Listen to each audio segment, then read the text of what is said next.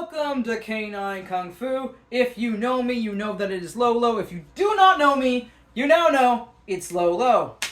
I am the first one to say decolonial dog training in this industry as far as I know.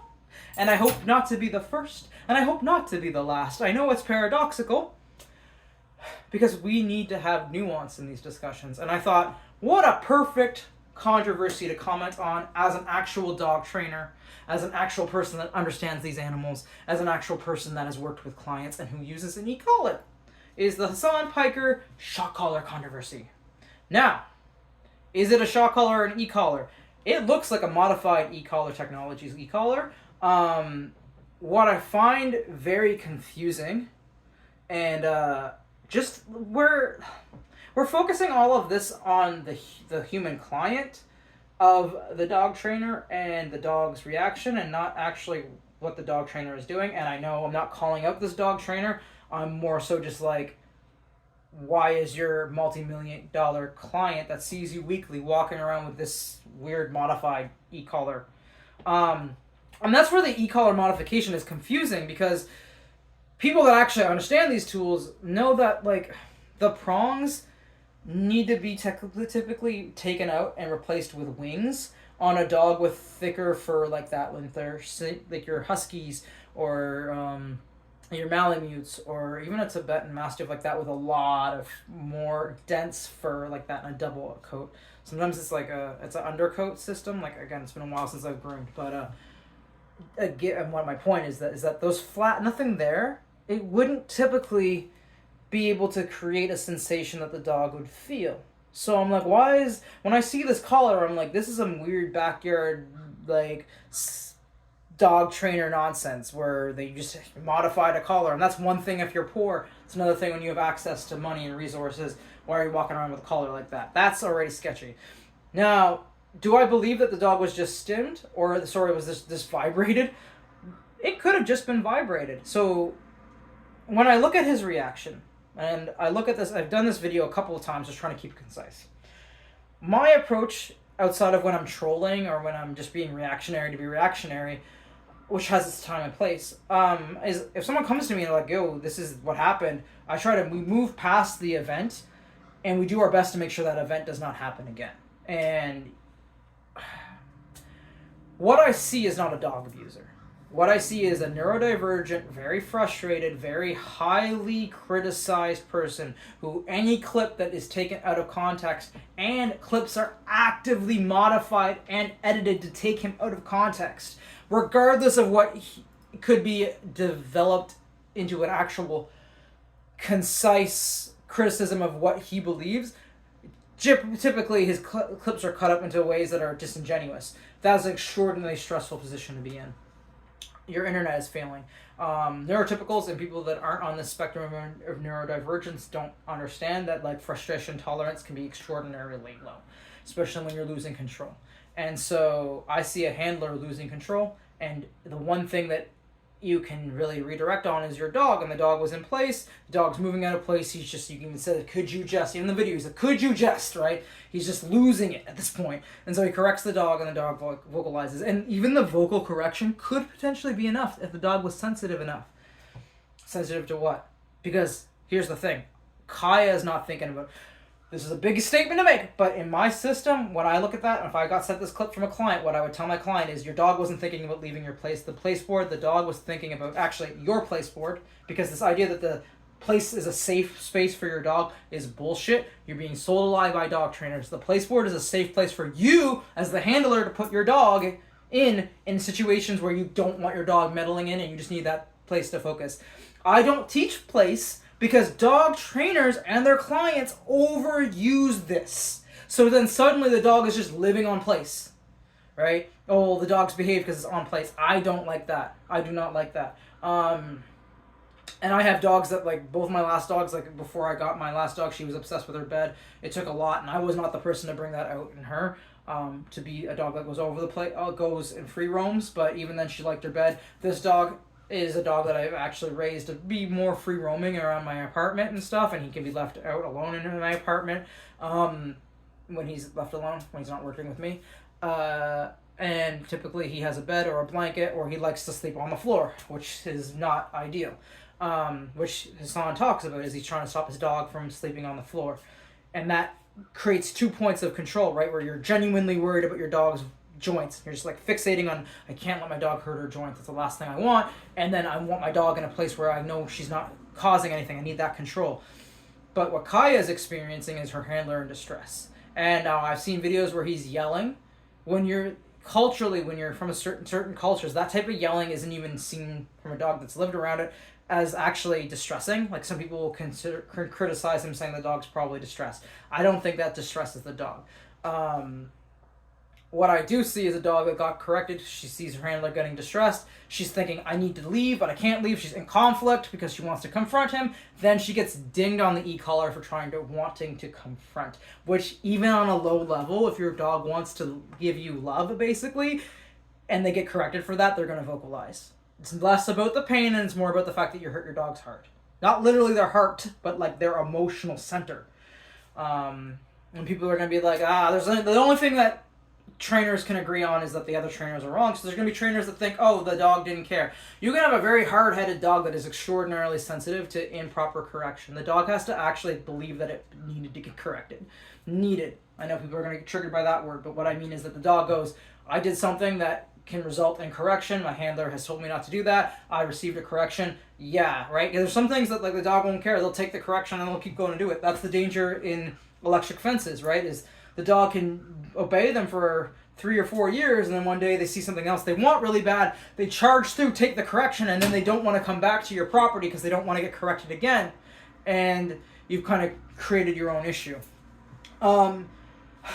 So where I say that this is the colonial training's fault is, one, telling you to use a place board as a way to, like, oh, it's your dog's safe place. It's where she's most comfortable. No, it's not. The problem is she's most comfortable on the hardwood floor. That's the problem. I would either ditch the placeboard entirely or have orthopedic beds, and either put the orthopedic bed on the placeboard if it helps the handler. Because this isn't a training the dog issue. This is a dog and human that have mismatching neurological requirements when it comes to the actual job that they both need to do, which is, one is living, the other one is live streaming. So I would have a couple of different options for orthotic beds that the dog is allowed to freely move from one. And ideally they wouldn't be in positions where he can't see, where he has to, because that can fuck with the PTSD, even having to use the cameras. I want something that, like, is very easy for him to see at a peripheral in a non-triggering way. You'd play around with that a little bit. So this is a streamer that's notoriously bad for getting up and leaving to go use the washroom. I think your fans would love a Kaya break. If this was my client, I'd be like, the fans want a Kaya break. Instead of trying to work your dog for 2 hours before their stream so that she's tired and she'll sleep through your whole stream, give her a little less before, and then actually take a break between the 8 hours on some days to do, because you don't have to do it every day. That would be something that I would actually talk to the person privately about, is I don't agree with the 2 hours every day thing. That's for a livestock guardian off-shot type of dog, that is not ideally the exercise recommendation that I would have. I'd play around with that a little bit. But that's not what this video is about. But that's another example. If your dog is getting restless and you have to keep on getting it to place, then either take a break or let her go hang out with someone else. And I know that kind of happens sometimes. But one of the things that people are missing here, outside of the colonial need to, this is your place, you stay there, is it's not safe for you to have a dog that big of those breeds, not e-collar condition, with that many people coming into your house. And people are going to be like, you're a dog abuser because you think that human life is more important than dogs. Yeah, it is. Yeah, it is. We would not have dogs if there are no humans. And unfortunately, as much as I love dogs, the love and worshipping of dogs to a level that is now bordering on dog fascism, in which the idea of a dog's comfort is more important than a human life, is not okay. And that's not proper dog training or etiquette.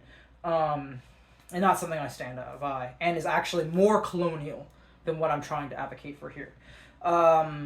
And outside of that, I would have what I'm most disappointed for, which I think I mentioned, is that the trainer did not prepare him. Or I might have mentioned it in a different editing, because I do these free stuff through. is the trainer did not prepare him for the controversy of using those tools, which is unfortunately a conversation that you really need to have with your clients about using the tool. Because if you act like it's a thing that you need to be ashamed about, you're going to do weird shit like this and actually gaslight. Because he was gaslighting us. He's telling us that it's not a modified e-collar, that the collar can't at all stim. Now, he may have been lied to by his trainer, and that's a completely different discussion. But, I don't want to send hate to the trainer because we do that too much in dog training.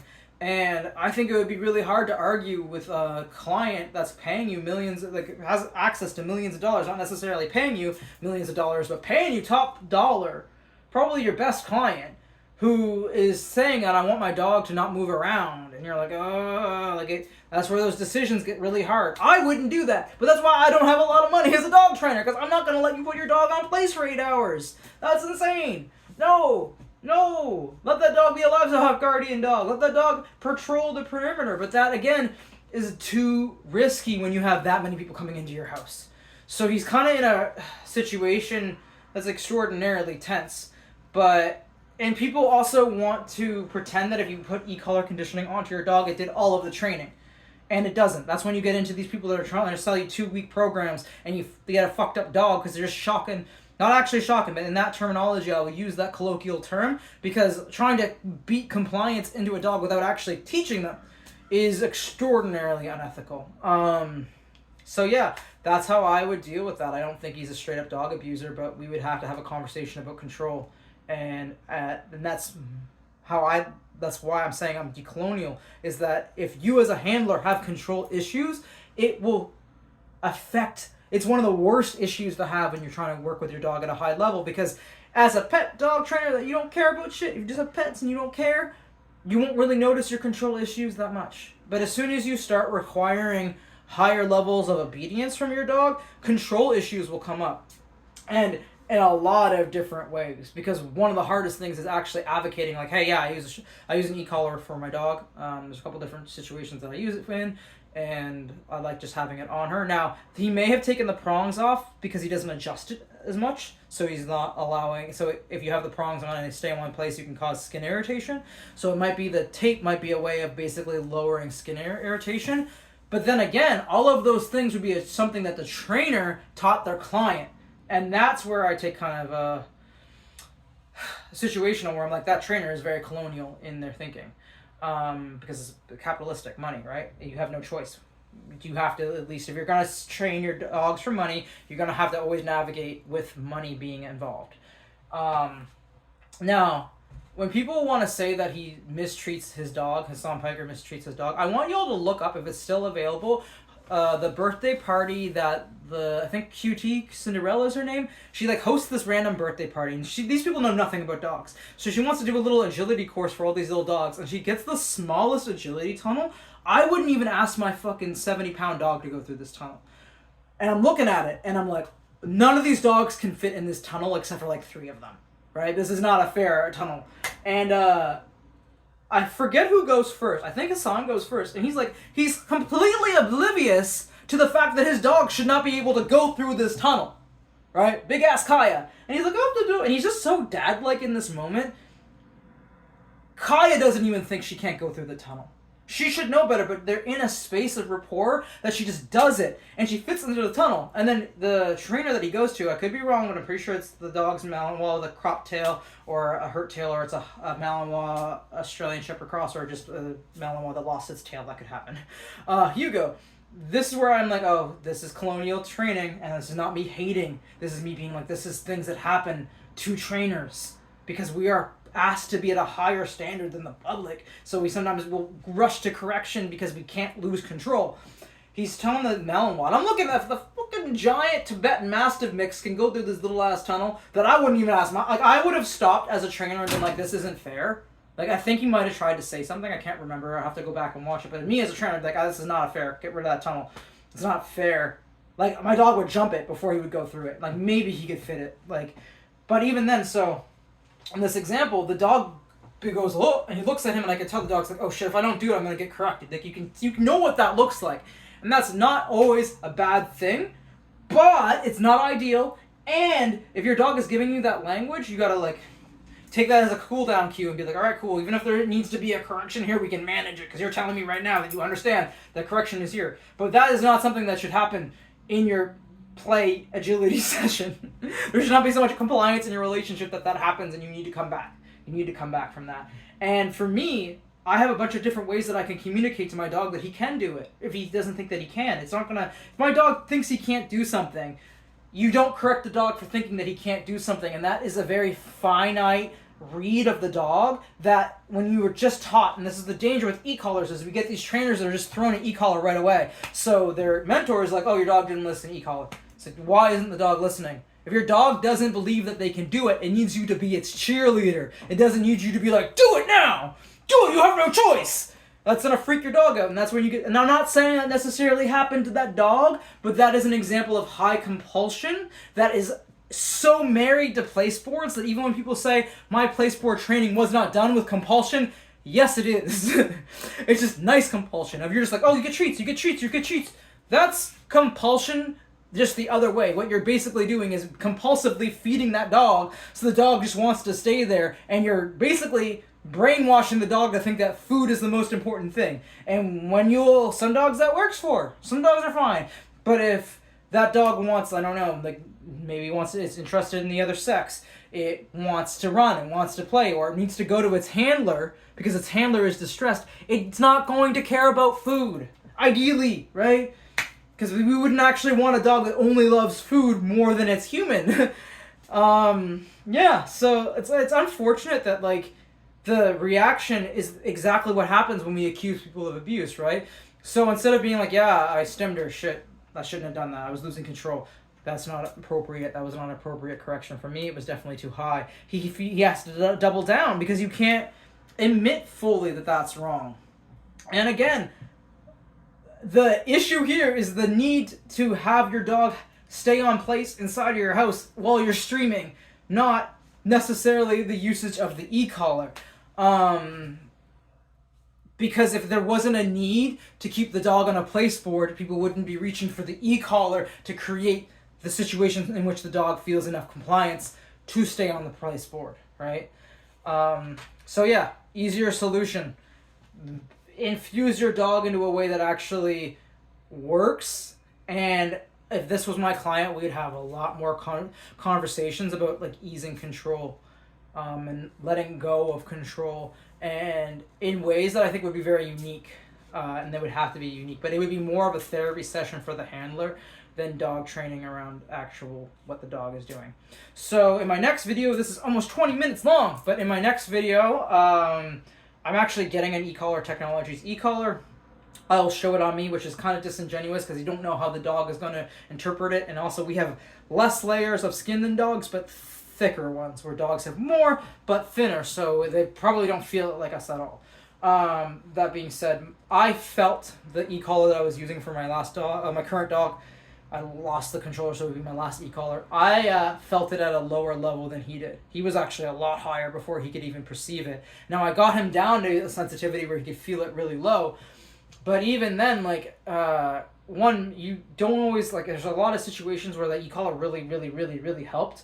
Both of us, especially for high-level working dog shit. Like, amazing tool. But one of the things that I found extraordinarily frustrating about the e-collar and those types of tools is that people think that it's just the tools that do the training and think that it's just entirely about compulsion. And compulsion is a part of why you use those tools, but there's so many more nuanced ways that you can communicate with them, right?